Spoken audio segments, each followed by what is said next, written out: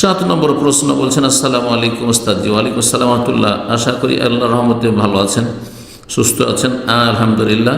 একটা জিজ্ঞাসা ছিল ইমামতি সম্পর্কে। একজন সুন্নাহ সম্পর্কে বেশি জানে কিন্তু কোরআন তেলাওয়াত খুব লেভেল কম, আর একজন সুন্নাহ সম্পর্কে কম জানে কিন্তু কোরআন তেলাওয়াতের লেভেল বেশি। এই ক্ষেত্রে ইমামতি কে করবে?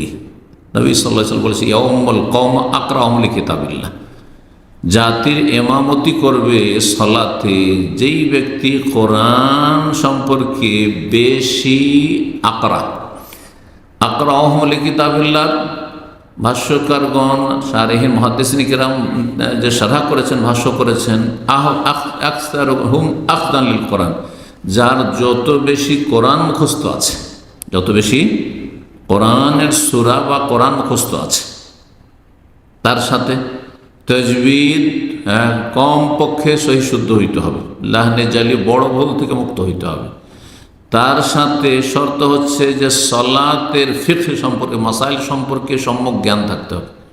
যে সলাতে কোথাও ভুল ভ্রান্তি হইলে কোনখানে সহ সেজদা করতে হয়, কোনখানে করতে হয় না, কোনটা ছুটে গেলে সলাত বাতিল হয়ে যাবে বা রাকাত বাতিল হয়ে যাবে, কোনটাতে ঘাটতি পূরণ করা সম্ভব হবে, আর কোনটা সুন্নাত, কোনটা শর্ত, সলাতে শর্ত কি, সলাত কিসে বাতিল হয়, এই সমস্ত ফিকহুস সলাহ সম্পর্কে জ্ঞান থাকতে হবে।